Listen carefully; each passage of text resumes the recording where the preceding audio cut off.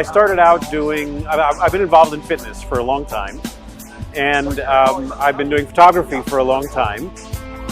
And I never really thought about doing stuff like this. I was doing portraiture, weddings, and I was talking to a friend at the gym one time, and she said, could you do a session for me for my husband? And she'd worked very hard. And so she came in with her fiance, and that was my first sessions.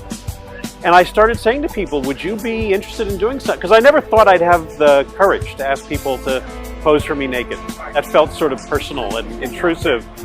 And then I started asking people, and not only did they say yes, people started asking me if they could do it.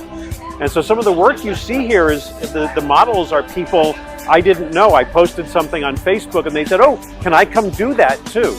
I read a lot of different stuff. Like I read about like mythology, astrology, quantum physics, Eastern religion, alchemy. Like a lot of the stuff's based on stuff that I read about. I'm really influenced by like Mexican and like Native American culture, art.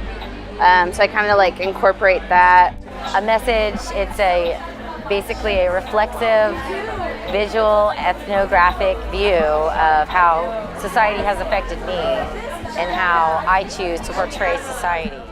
So my body will go to sleep and I'll start hallucinating these crazy, horrifying dreams and like seeing them around my room and just these hallucinations and everything. And so pretty much I've just started to branch out. Like it's all inspired by the dreams that I have, and I've always been drawn to kind of like creepy artwork, and but I never knew why, and so it's all just been kind of like inspired by that. Many different things inspire me, artists and seeing their creative expressions and their abilities, they inspire me.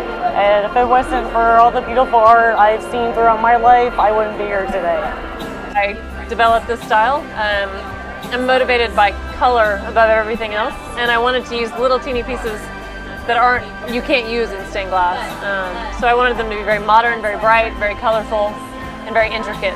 But again, I think it's a traditional style in a modern interpretation, and I think it's unique, and I think that's the best thing about my art.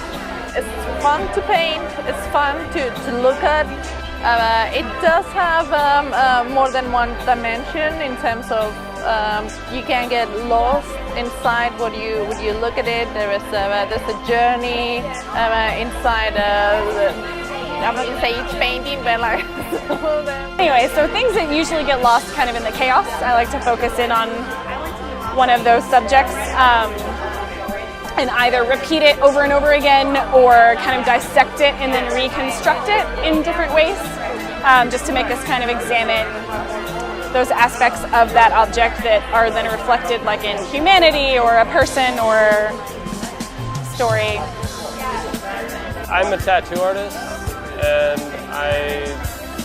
it's kind of a tradition to paint flowers, and I recently started painting flowers because I was told to paint things that you're not necessarily attracted to, and I like darker stuff, and flowers are what girls like, and I now like painting flowers.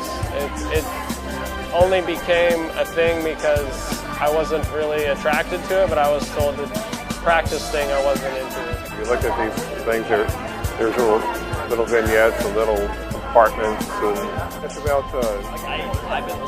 relating to small areas and the story within stories, little worlds within the worlds, and just asking the viewer to look into that and see those things.